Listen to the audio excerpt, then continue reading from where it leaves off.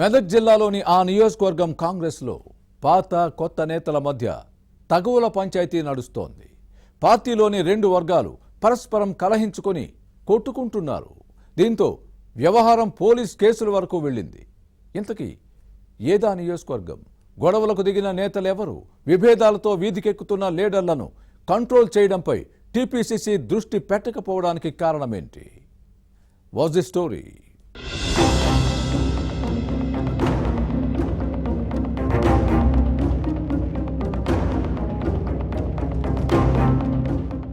గ్రూపులు రాజకీయాలు లేని కాంగ్రెస్ ను ఊహించలేరు. విభేదాలు కలహాలతో నేతలు కొట్టుకుంటేనే అది హస్తం పార్టీ అవుతుంది, లేకపోతే కాంగ్రెస్ కాదంటారు. ఇప్పుడు మెదక్ జిల్లా నర్సాపూర్ హస్తం పార్టీలో ఇదే పరిస్థితి ఉంది. కింది స్థాయి నేతల్లో విభేదాలు రోజురోజుకు పెరుగుతున్నాయి. కొత్త నేతలు వర్సెస్ పాత లీడర్లు అన్నట్టుగా పరిస్థితి ఉంది. ఇతర పార్టీల నుంచి కాంగ్రెస్ లోకి వలస వచ్చిన నేతలు ఎన్నో ఏళ్లుగా కాంగ్రెస్ లో ఉన్న సీనియర్లతో గొడవలకు దిగుతున్నారు. అందరితో ఆగకుండా ఒకరిపై ఒకరు పోలీస్ కేసులు పెట్టుకోవడం పార్టీలోని పరిస్థితికి అద్దం పడుతోంది.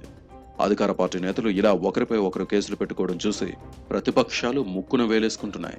విభేదాలను నాలుగు గోడల మధ్య కూర్చుని పరిష్కరించుకోవాల్సింది పోయి చిన్న విషయాలకే రోడ్లపైకి వచ్చి గొడవలకు దిగడంతో కాంగ్రెస్ లో గందరగోళం నెలకొంది.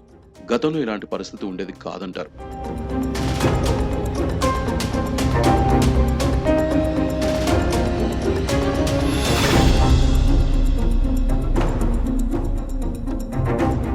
నర్సాపూర్ మండలం చిన్న చింతకుంటకు చెందిన మధుగౌడ్ పార్టీలో సీనియర్ నేత.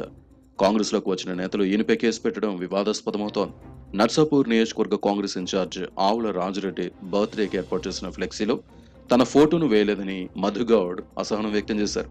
ఇదే విషయాన్ని పార్టీ మండల అధ్యక్షుడి దృష్టికి తీసుకెళ్లారు. దీంతో కొందరు నేతలు ఫ్లెక్సీని చించివేసి తాను ఆ పని చేశారని కేసు పెట్టారన్నది మధుగౌడ్ ఆవేదన. 15 ఏళ్లుగా కాంగ్రెస్ లో పనిచేస్తున్న తనకు ఫ్లెక్సీని చించాల్సిన అవసరం ఏముందని ప్రశ్నించారు. ఇక నర్సాపూర్ హస్తం పార్టీ నేత రాధాకృష్ణపై శివంపేటకు చెందిన కొందరు కార్యకర్తలు దాడి చేయడంతో వ్యవహారం పోలీస్ స్టేషన్ కు చేరింది. నర్సాపూర్ కాంగ్రెస్ నేతలు ఇలా గొడవలు పడుతున్నా పట్టించుకునే దిక్కు లేకుండా పోయిందన్న విమర్శలున్నాయి.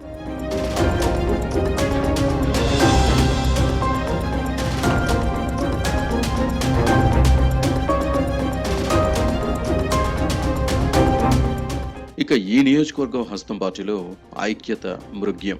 క్యాడర్ లీడర్లు ఎవరికి వారుగానే వ్యవహరిస్తున్నారు. గొడవలకు కారకులపై చర్యలు శూన్యం. ఇక్కడ జరుగుతున్న పరిణామాలను పార్టీ రాష్ట్ర నాయకత్వం దృష్టికి తీసుకువెళ్లే పనిలో ఉన్నారు. కాంగ్రెస్ అధికారంలో ఉన్నా ప్రతిపక్షంలో ఉన్నా ఇవే పంచాయతీలు. హస్తం పార్టీ నేతలు కేసులు పెట్టుకోవడాన్ని చూసి బీజేపీ బీఆర్ఎస్ నేతలు నవ్వుకుంటున్నారు. ఇకనైనా నర్సాపూర్ నియోజకవర్గ కాంగ్రెస్ పై పార్టీ రాష్ట్ర నాయకత్వం దృష్టి పెట్టాలని కొందరు నేతలు కోరుతున్నారు.